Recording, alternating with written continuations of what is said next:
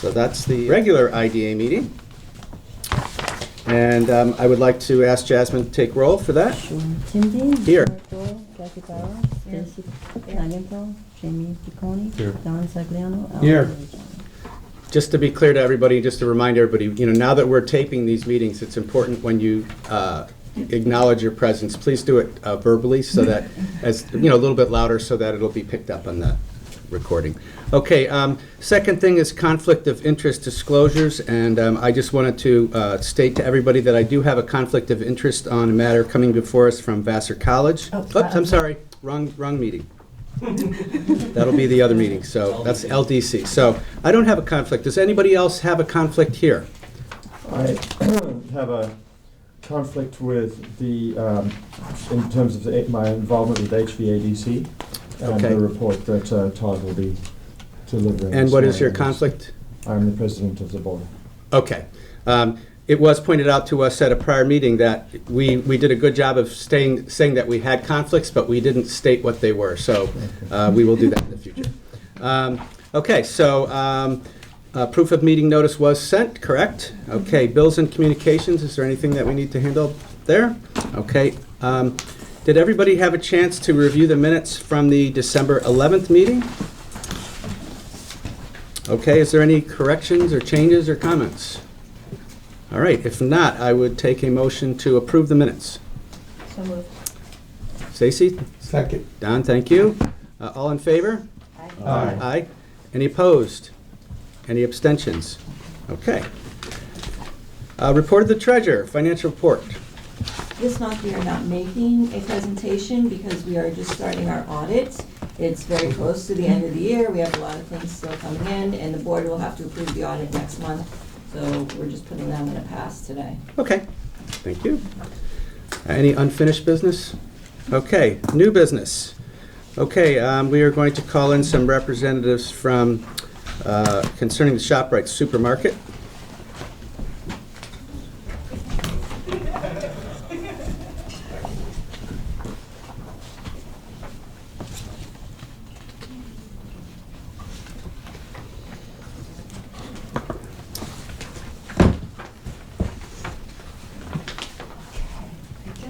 There's two down here.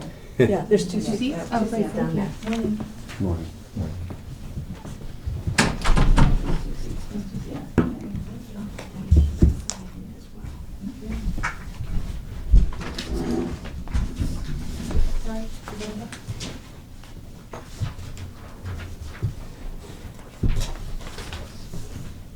Would he like another seat to be? No, there's a seat right there. Okay. Welcome. I'd like to ask you folks if you'd like to introduce yourselves to everybody. Good morning, my name is Deborah Lambeck from the law firm of Deborah Lambeck, PLLC, and I'm representing the applicant ShopRite. Okay. I'm Craig Grabowski. I'm the real estate manager for ShopRite. Welcome. Thank you.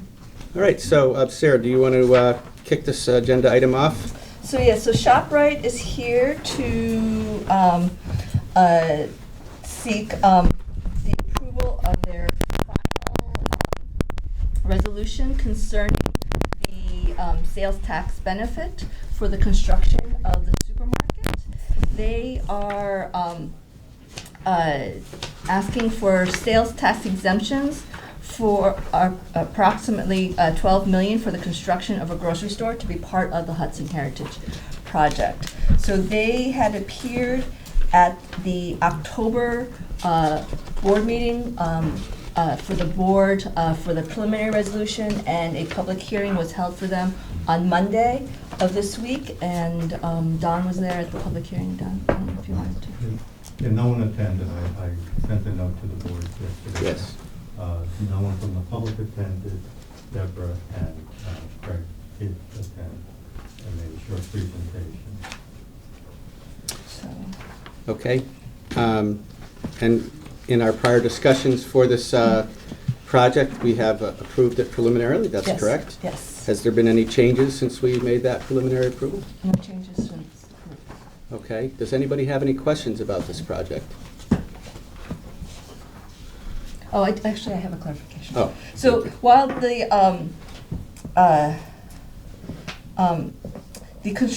construction, I just want to clarify, construction is on equipment up to 12.7 and $750 million. The sales tax Hold benefit. on a sec, say that number again. Okay, 12,750,000.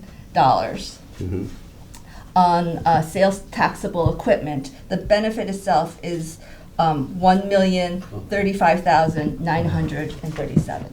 That's correct, and that's on, so the sales tax benefit would be on construction of the building and then FFE and machinery. Correct.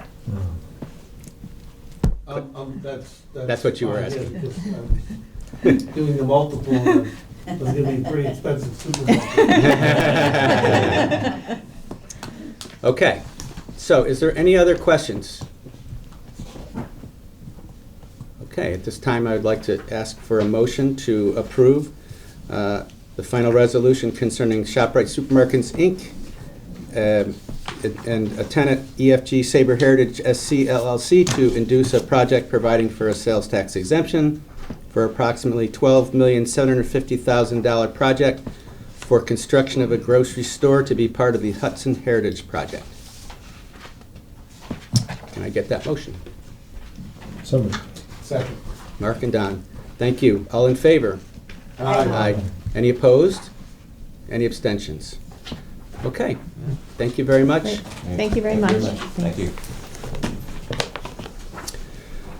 Okay, the second item on our agenda is the 2019 review of activities by Hudson Valley Agribusiness Development Corp. And Mark is going to step out for that.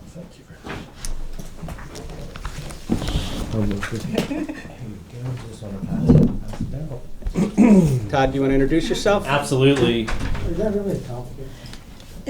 I don't know if it's poses a true conflict, but I do think he has an interest. Yes, we'd rather err on the side of caution. Okay. Yeah, I would Yeah. maybe be able to sit through the presentation and maybe add to it, but.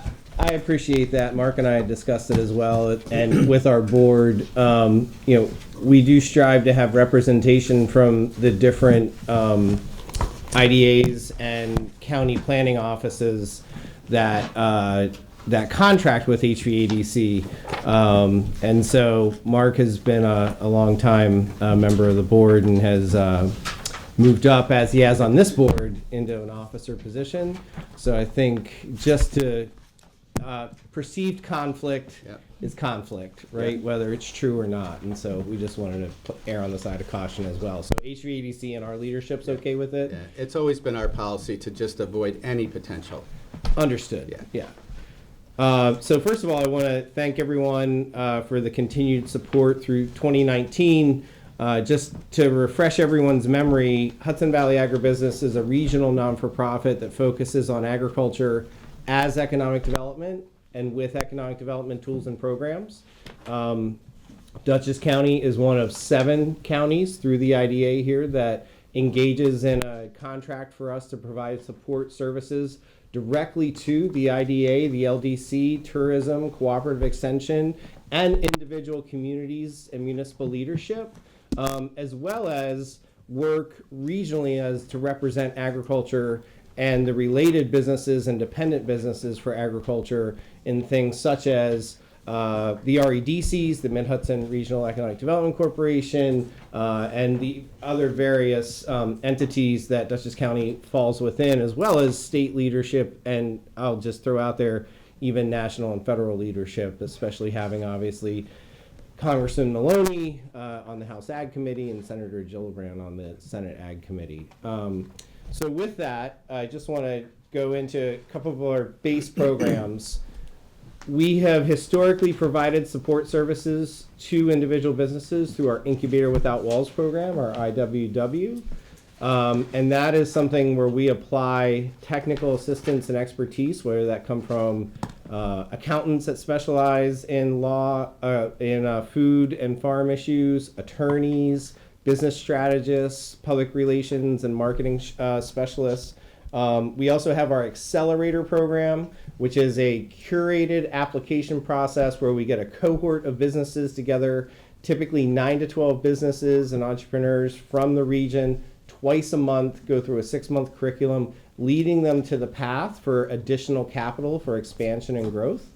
We also have our Feed HV program, which is actually primarily funded through the community foundations of the Hudson Valley, headquartered here obviously in Dutchess County, but a regional program where we help farmers and food businesses with surplus food get that surplus food into local pantries and then onto the tables of those in need and the food insecure in our region, while at the same time providing the opportunity to record the charitable donation possibility for the farmer or for the food business. Fishkill Farms is actually a big participant in that. And then also just the greater opportunity, as I mentioned, with farm to institution and farm to school grants. Right now we have a Poughkeepsie Farm Project grant that we're working with Wappingers and the city of Poughkeepsie, supporting the Culinary Institute and Dutchess County on the Hudson Valley Food and Beverage Innovation Summit and various things like that. So the report that you have here is a 9-page summary of both very distinct activities and benefits to individual businesses in Dutchess County. Wild Hive is a business that's called out with our Incubator Without Walls program, which is a local grains project.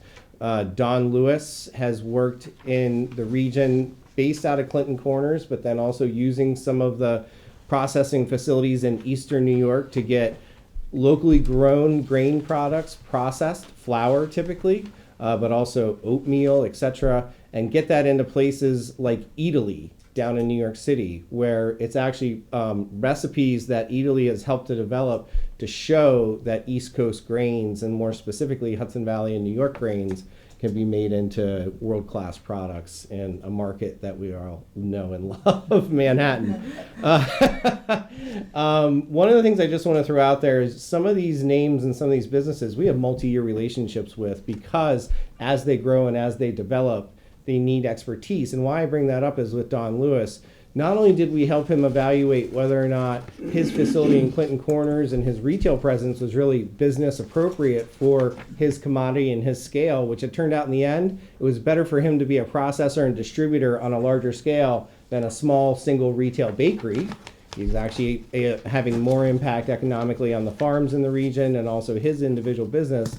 But then also we helped him secure that contract with Italy, which ultimately turned into a relationship where Italy made a commitment of a 30 to 60 day advance pay process so that he could be paying the farmers and you could be buying the seed at the appropriate time to be planting it and building in some of that lead time and removing some of the risk for our farmers, which has been used as a national example on how to hedge some of these risks and get capital into the farmers' hands during the year when they need it versus when the harvest is actually happening and the customer is actually paying for it. So I just wanted to put that out there as a very finite example. Would you just comment really quickly on Strawberry Hill Farms? You said it's a pre-startup. Yeah, so that was an individual property owner that came to us saying, we bought this property, it's been a fallow farm, give us some support in general on ideas and that are in alignment not only with market opportunity, but also some of their personal values. And so that's been a very slow process to explore how do you align these personal values, which is really around environmental responsibility and social justice, along with having a viable commodity on that property. Where is that farm located? Just outside of the city of Poughkeepsie and town of Poughkeepsie. That was brought to us actually from an Ulster County local contact. When these new buyers were looking, they had a mutual experience in New York City together, and so they brought them to us to start that advising, for lack of a better term. And that could be another multi-year opportunity, the pace that we're moving right now, but also with the capital that the entrepreneurs actually have to get this done. Can it be connected to City of Poughkeepsie food insecurity and fresh produce? Absolutely, and that's some of the values that we're trying to align with the individual entrepreneurs. Yeah, great question, Tim. The only other thing I really wanted to talk about just in impact is getting back to the regional council. This year was pretty banner year for Dutchess County projects with food and agriculture tides. there was a $800,000 CFA award, and if you look at page 6 of 9 on there, what's exciting about this is a company that will be packing juice into bottles for retail consumption and distribution, but they're currently doing business outside of New York State. But they're purchasing grapes and other fruit from New York State farmers. And so this is one of those great stories where the team here at Think Duchess is leading this. I mean, this is one of the priority projects that was happening. But we get called in to start really evaluating what does this mean to New York State and regional farms, and more specifically in this case, the grape growers of New York State, which have been taking a major hit. Welch's, as we all know, is an institution, which is actually a farmer-owned cooperative, is looking at this as a great opportunity, and to even have some, for the first time, Concord grape expansion, which the Hudson Valley has a great opportunity for that from a viticulture viewpoint. So that's an exciting project. And then I'll just throw in there, HVADC was awarded a strategic planning project to be looking at the market feasibility of an East Coast broccoli. You know, everyone starts falling asleep, everyone thinks about George Bush, but broccoli is actually one of the crops right now that schools, hospitals, senior centers, and individual consumers all universally consume year-round. It has turned into a major green vegetable that we just consider is on the shelf and ready to go. Obviously, it's a seasonal product if you think of where it's grown. In order to keep it there 365, we're getting it from all over the United States, Canada, and even into Mexico. However, what was kind of neat is, if we all remember sweet corn when we were growing up, is this Jersey sweet corn? Is this Pennsylvania sweet corn? When's New York sweet corn actually coming? Because as summer moves up the East Coast, so does the crop. Broccoli right now has a gap between Virginia and Maine. And during that gap in harvest, we're actually importing broccoli from Canada, California, and other places when we could be using an East Coast broccoli because the consumer is starting to pay attention to that. And so this is piggybacked actually on a Cornell University, Penn State University, much larger project that's been going since about 2009 at will consumers pay or recognize broccoli coming from the East Coast versus Canada during that window when they're really thinking about harvest? And the answer is yes. And can we find varieties that we can grow here based on our climate and based on our pest pressures and the other things that are unique to us versus California and Canada, where it's currently filling this gap during that harvest season? So we're really excited about that. And we're working with, as I mentioned, Cornell, as well as a distributor and broker program called Red Tomato, which currently works with many farmers in our valley. Not only gets crop into New York City, but gets crop into New England, because the Hudson Valley is actually bookending New England farming and food systems. So just wanted to mention those. And then lastly, on page 7, the Food and Innovation Summit, we're pretty excited about working with that. We've always had a role in supporting and promoting it. We're actually part of the team coming up with agenda along with MK and Sarah and other members in the community, and specifically CIA staff. We have a tentative yes from a nationally known food system academic / practitioner. Since we're being recorded and this will be posted, I'll keep them anonymous, but everyone on the team's excited about it. He and I spoke yesterday and have an informal yes to be getting a great keynote opportunity for that summit, which at this point will be sometime late April. So other than that, happy to answer individual or specific questions. I always appreciate when you guys have questions on stuff, but at the same time, as most people around this table know who've worked with us over the years, I'm very live and available. So any follow-up or any one-on-one sit-downs, coffee, etc. about what we do, or ideas on how we can better serve individual projects or entrepreneurs that you all know about, feel free anytime. Okay, so we have really 2 items here for approval in regards to this topic, right? We have the resolution authorizing Sarah to enter agreement with Hudson Valley Agribusiness Development Corporation. The program is Agricultural Technical Support and Promotion. And the other one is... As it relates to Todd. And then the other two, our contracts so for clarification is our service contract with Hudson Valley Agribusiness Development Corporation is a 3-year contract. And then on an annual basis, after his annual report, is paid $25,000. So the value of the contract is $75,000 to be paid. Individual annual installments. And we always come, as you can see, on a 2019 activity to tell you what we did and ask for our payment for performance of services rendered. So it's a reimbursement. And we've always worked that way. We do that with all of our counties. And I will just say to y'all, we appreciate it. We feel that it gives you the ultimate opportunity to say, hey, buck up, or, change some things, but at the same time, it gave us an opportunity with our initial relationship with you to illustrate that food, agriculture, and farming deserves to be at the table, and let us show you and let us keep that avenue open. So we appreciate that relationship. Sure. Yeah, so the 3-year contract that ended in December 31st, 2019 has expired, so this is a renewal for an additional 3 years. That's what the- And just to be clarified, how does the agriculture fit into our mission? So agriculture is what we call a target industry in our county. It is a large percentage of our economic development.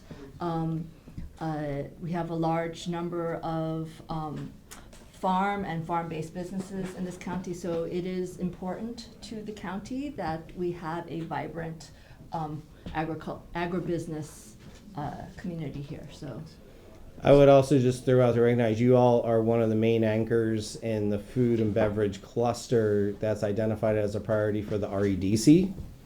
And that's significant in being across the river from Orange County, because Orange, Dutchess, and Ulster are really the core of that cluster for the REDC. Great. What's your total budget? Our total budget typically fluctuates between $600,000 and $750,000. We have some spikes at times when we're doing individual grant opportunities, but that historically has been in that range, and we're now in our 12th year, so pretty consistent, Tim. Thank you. Anybody else have any questions? Don?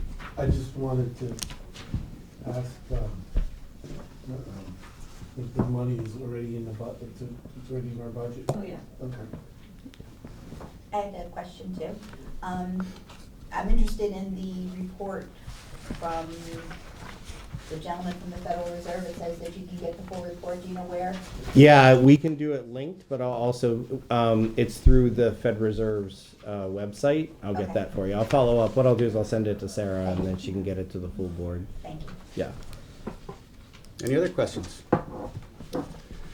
Okay, so Sarah, do we need to do these separately, or can we do them together? What do you suggest? I think we should do them separately.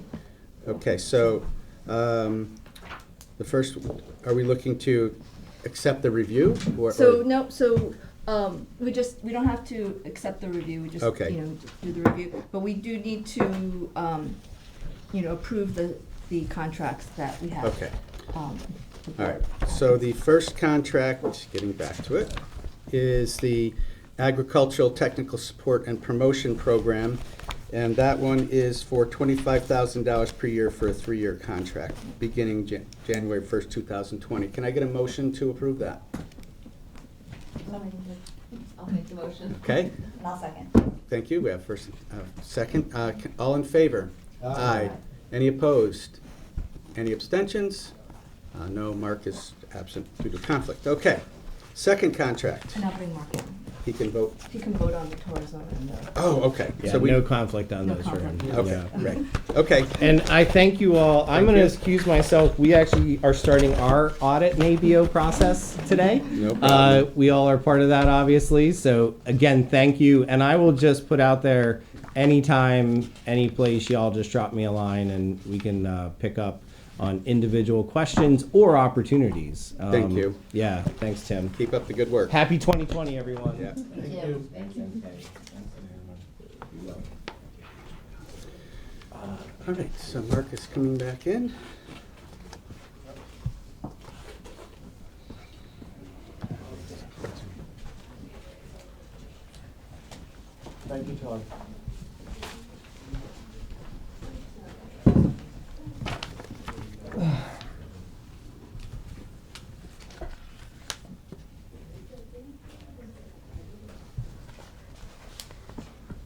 Thanks, Mark. Have a great day. Thank you very much.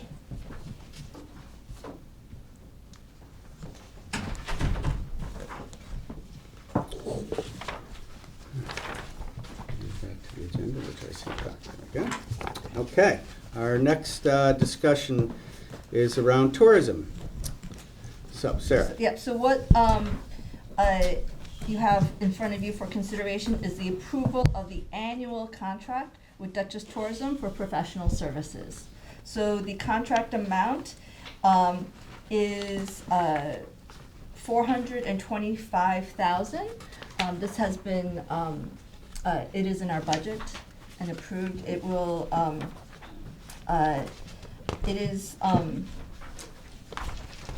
similar to the amount that,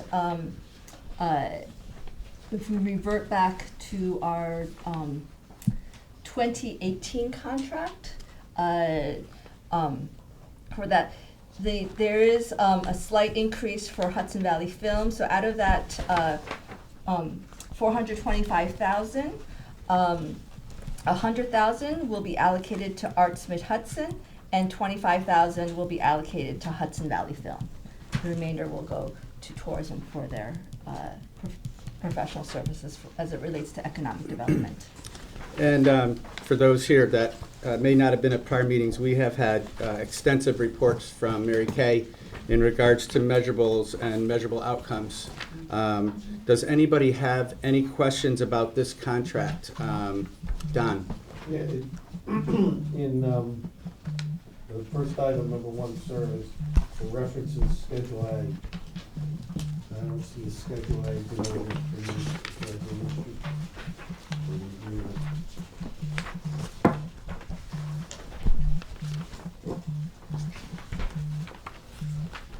See what he's referring to, Sarah? Oh, I think it's the Do- scope of, well, the scope of services is. It's not labeled. It's not labeled Schedule A. Oh, that but is- it So that refers to Schedule A? Yes. Because it's more draft. So, yeah, so we'll remove the word draft and make sure it's labeled Schedule A, but this is Schedule A. Is that correct, Mary? And is that, you're comfortable with that being in its final form? Yes. Okay. Based on that, does anybody have any questions?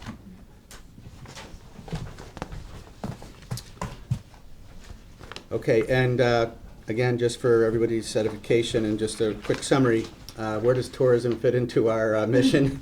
So tourism, again, is a key industry for Dutchess County. It is a vibrant part of economic development. Mary Kay, you could probably talk about more the economic impact of tourism, not only in the jobs that it creates, but also the revenue that it brings in from visitors every year. It has a large impact. It is also a related service to and support service to our food and beverage industry that Todd spoke about before. So it is a key industry. We recognize it as a economic one of the economic drivers for our county. And where do we get into our budget the money that comes for tourism? So that is from the revenue that the IDA receives. We're dedicating part of our revenue to tourism for that. Okay. And like I mentioned, we have had, we may not go into it in detail in this meeting, but we have in the past received, how frequent does Mary Kay come for us? So, she attends every meeting when she can, and then Yes. on a quarterly basis, she makes reports to us regarding the activities of the tourism. Okay, any other questions? Okay, can I get a motion to approve the contract with Dutchess County Tourism for professional services? I'd like to make that motion. Okay, can I get a second? I'll second. All right, Kathy, all in favor? Aye. Aye. Any opposed? Any abstentions? Okay. Thank that's you very passed. much. Thank you. And in front of you too, we have our new Dutchess County Farm Finder, which we just put out at the end of the year. And these all include farms where you can go and have a public experience. Awesome. It's This not is all great. inclusive, This it's is wonderful. just where people can go and have an experience on a farm. Is there a mobile, internet, version of this or anything? Yes, it's on Great. our website. It may not be because we just got it at the end of the year, but it will be on our website. very And nice. it is mobile friendly as well. Good, it's awesome. Even for people that live in Dutchess County. Yeah. Go get your fresh food. Right, right. Thanks, Mary Kay. You're welcome.